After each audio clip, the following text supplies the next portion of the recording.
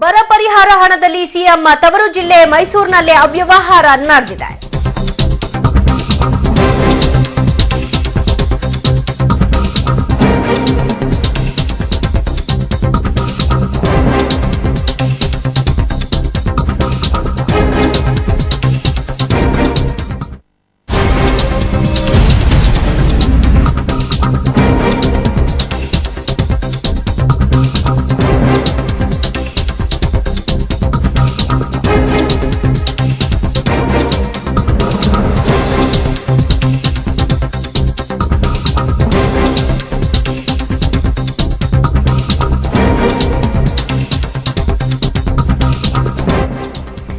ಬರಗಾಲದಲ್ಲಿ ಬೆಳೆ ಕಳೆದುಕೊಂಡು ಸಂಕಷ್ಟ ಅನುಭವಿಸಿದ ರೈತರಿಗೆ ಸಹಾಯವಾಗಲಿ ಅಂತ ಬಿಡುಗಡೆ ಮಾಡಿರುವಂತಹ ಬರ ಪರಿಹಾರದ ಹಣಕ್ಕೆ ಕನ್ನ ಹಾಕಿರುವ ಪ್ರಕರಣ ಸಿಎಂ ತವರು ಜಿಲ್ಲೆ ಮೈಸೂರಿನಲ್ಲಿ ಬೆಳಕಿಗೆ ಬಂದಿದೆ.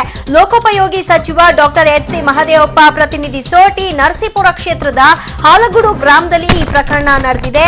ಅಕ್ರಮ ಬೆಳಕಿಗೆ ಬಂದಿದೆ. ಗ್ರಾಮ ಲೆಕ್ಕಿಗ ಅಬ್ದುಲ್ ರಶೀದ್ ಈ ಪ್ರಕರಣದ ರೂವಾರಿ. 2015ರಿಂದ 16ನೇ ಸಾಲಿನಲ್ಲಿ ಬಿಡುಗಡೆ ಆಗಿರೋ ಬರ ಪರಿಹಾರದ ಹಣ ನೈಜ ರೈತರಿಗೆ ಸೇರದೆ ಬೇನಾಮಿ ವ್ಯಕ್ತಿಗಳ ಪಾಲಾಗ್ತಾ ಇದೆ. ಬೇನಾಮಿ ವ್ಯಕ್ತಿಗಳನ್ನ ಸೃಷ್ಟಿಸಿ ಲಕ್ಷಾಂತರ ರೂಪಾಯಿಗಳನ್ನ ಗ್ರಾಮ ಲೆಕ್ಕಿಗ ಅಬ್ದುಲ್ ರಶೀದ್ ವಂಚಿಸಿದ್ದಾರೆ. ಬರ ಪರಿಹಾರ ವಿತರಿಸುವ ಪಟ್ಟಿಯನ್ನ ಸಿದ್ಧಪಡಿಸಿರುವ ಜವಾಬ್ದಾರಿ ಗ್ರಾಮ ಲೆಕ್ಕಿಗರದ್ದು.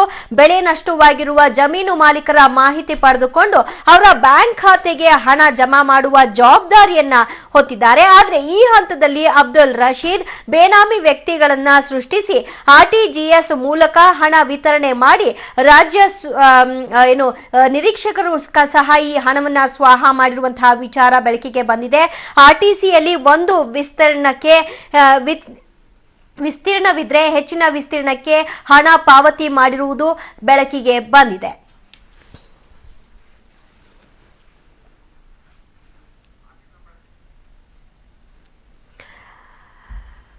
ಅಬ್ದುಲ್ ರಶೀದ್ ಇದರ ಮುಖ್ಯ ರೂವಾರಿ ಅನ್ನುವಂಥದ್ದನ್ನ ಗಮನಿಸಬಹುದು. 2015ರಿಂದ 16ನೇ ಸಾಲಿನಲ್ಲಿ ಬರ ಪರಿಹಾರದ ಹಣ ಬೇನಾಮಿ ವ್ಯಕ್ತಿಗಳ ಪಾಲಾಗ್ತಾ ಇದೆ.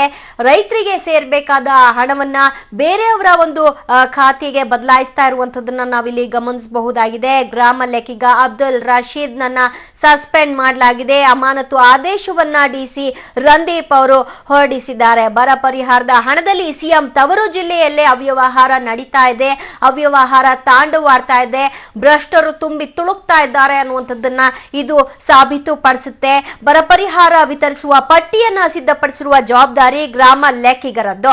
ಬೆಳೆ ನಷ್ಟವಾಗಿರುವ ಜಮೀನು ಮಾಲೀಕರ ಮಾಹಿತಿ ಪಡೆದುಕೊಂಡು ಅವರ ಬ್ಯಾಂಕ್ ಖಾತೆಗೆ ಹಣ ಜಮೆ ಮಾಡುವಂತಹ ಜವಾಬ್ದಾರಿ ಇವರದ್ದಾಗಿರುತ್ತೆ. ಆದ್ರೆ ಈ ಹಂತದಲ್ಲಿ ಅಬ್ದುಲ್ ರಶೀದ್ ಬೇನಾಮಿ ವ್ಯಕ್ತಿಗಳನ್ನ ಸೃಷ್ಟಿ ಮಾಡಿ ಆರ್ಟಿಜಿಎಸ್ ಮೂಲಕ ಹಣ ವಿತರಣೆ ಮಾಡಿ ರಾಜಸ್ವ ನಿರೀಕ್ಷಕರಿಗೂ ಸಹ ತಪ್ಪು ಮಾಹಿತಿಯನ್ನ ರವಾನೆ ಮಾಡಿದ್ದಾರೆ. ಈ ಕುರಿತಾಗಿ ಹೆಚ್ಚಿನ ಡೀಟೇಲ್ಸ್ ಕೊಡ್ತಾರೆ ನಮ್ಮ ಪ್ರತಿನಿಧಿ ಕೆಪಿ ನಾಗರಾಜ್.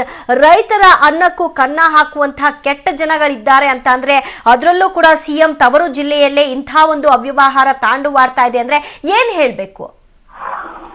ದಿವ್ಯ, ಸಾಮಾನ್ಯವಾಗಿ ರೈತರಿಗೆ ಬರಗಾಲ ಬಂದಂತಹ ಸಂದರ್ಭದಲ್ಲಿ ಆಗ್ಲೇನೆ ಸಂಕಷ್ಟ ಎದುರಾಗಿರುತ್ತೆ.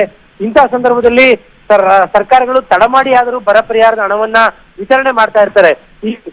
ಈ ರೀತಿಯಾದಂತಹ ಒಂದು ಜವಾಬ್ದಾರಿಯನ್ನು ಹೊತ್ತಿರುವಂತಹ ವಿಲೇಜ್ ಅಕೌಂಟೆಂಟ್ ಗ್ರಾಮ ಲೆಕ್ಕಿಗ ಈ ರೀತಿಯಾಗಿ ರೈತರ ಹೆಸರಿನಲ್ಲಿ ಬೇರೆಯವರಿಗೆ ನಕಲಿಯಾಗಿ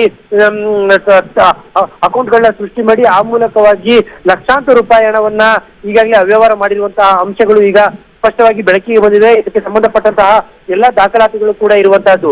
ಇದು ಹೇಳಿಕೆಯಲ್ಲಿ ನಡೆದಿರುವಂತಹದ್ದು ಮೈಸೂರು ಜಿಲ್ಲೆಯಲ್ಲಿ ಅದರಲ್ಲೂ ಕೂಡ ಜಿಲ್ಲಾ ಉಸ್ತುವಾರಿ ಸಚಿವರಾಗಿರುವಂತಹ ಮಹದೇವಪ್ಪನವರ ಕ್ಷೇತ್ರದಲ್ಲಿ ಈ ಒಂದು ಘಟನೆಯನ್ನು ನಡೆದಿರುವಂತಹದ್ದು. ಈಗಾಗಲೇ ಸಂಬಂಧಪಟ್ಟಂತಹ ವಿಲೇಜ್ ಅಕೌಂಟೆಂಟ್ ಅನ್ನ ಈಗಾಗಲೇ ತನಿಖೆಗೆ ಕೂಡ ಒಳಪಡಿಸಲಾಗಿದೆ. ಆತನಿಂದ ಸಿಕ್ಕಿರುವಂತಹ ಅಧಿಕೃತ ಮಾಹಿತಿಗಳ ಪ್ರಕಾರವಾಗಿ ಲಕ್ಷಾಂತರ ರೂಪಾಯಿ ಹಣ ಈಗಾಗಲೇ ತನ್ನ ಖಾತೆಗೆ ಆತ ಜಮಾ ಮಾಡಿಕೊಂಡಿರುವಂತಹದ್ದು ಸ್ಪಷ್ಟವಾಗಿದೆ.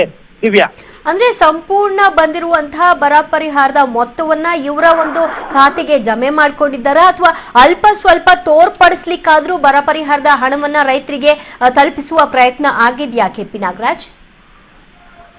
ದಿವ್ಯ, ಇಲ್ಲಿ ಈಗ ನಮಗೆ ಸಿಕ್ಕಿರುವಂತಹ ಮಾಹಿತಿಗಳ ಪ್ರಕಾರವಾಗಿ ಸಂಬಂಧಪಟ್ಟಂತ ಒಂದು ಗ್ರಾಮಕ್ಕೆ ಬಂದಿರುವಂತಹ ಎಲ್ಲಾ ಬರ ಪರಿಹಾರದ ಹಣವನ್ನು ಕೂಡ ಅಂದ್ರೆ 5% ಅಷ್ಟು ಹಣವನ್ನ ಸಂಬಂಧಪಟ್ಟಂತ ರೈತರಿಗೆ ನೀಡಿ ಉಳಿದಂತಹ ಸಂಪೂರ್ಣ ಹಣವನ್ನ ಗ್ರಾಮ ಲೆಕ್ಕಿಗ ತನ್ನ ಖಾತೆಗೆ ಮಾಡ್ಕೊಂಡಿದ್ದಾನೆ ಅನ್ನುವಂತ ದಾಖಲಾತಿಗಳು ಲಭ್ಯವಾಗಿರುವಂತಹದ್ದು. ಜೊತೆಗೆ ಇಲ್ಲಿ ಇನ್ನೊಂದು ಅಂಶ ಏನಿದೆ ಅಂದ್ರೆ ದಿವ್ಯಾ, ಏನಂದ್ರೆ ಯಾವುದಾದ್ರೂ ರೈತರಿಗೆ ಅರ್ಧ ಎಕರೆಯಷ್ಟು ಏನು ಬೆಳೆ ನಾಶವಾಗಿದ್ರೆ ಇವನು ಯಾರು ವಿಲೇಜ್ ಅಕೌಂಟೆಂಟ್ ಅದನ್ನ 2.5 ಎಕರೆಗೆ ಅನ್ನೋ ರೀತಿಯಲ್ಲಿ ವಿಸ್ತೀರ್ಣವನ್ನ ವ್ಯಾಪ್ತಿಯನ್ನ ವಿಸ್ತರಿಸಿ ಆ ಮೂಲಕವಾಗಿ ಹೆಚ್ಚುವರಿ ಹಣವನ್ನ ಈತ ತನ್ನ ಖಾತೆಗೆ ಜಮಾ ಮಾಡ್ಕೊಂಡಿದ್ದಾನೆ ಅನ್ನುವಂತಹದ್ದು ಈಗ ದಾಖಲೆಗಳ ಮೂಲಕವಾಗಿ ಸ್ಪಷ್ಟವಾಗಿದೆ. ಇದಕ್ಕೆ ಸಂಬಂಧಪಟ್ಟಂತೆ ಈಗಾಗಲೇ ಜಿಲ್ಲಾಧಿಕಾರಿಗಳ ಜೊತೆಗೂ ಕೂಡ ಮಾತನಾಡಿದ್ದು, ಜಿಲ್ಲಾಧಿಕಾರಿಗಳು ಈ ನಿಟ್ಟಿನಲ್ಲಿ ಕ್ರಮ ಜರುಗಿಸುವ ಭರವಸೆಯನ್ನು ಕೂಡ ನೀಡಿದ್ದಾರೆ. Divya, thank you KP Nagaraj ನಿಮ್ಮೆಲ್ಲ ಮಾಹಿತಿಗೆ.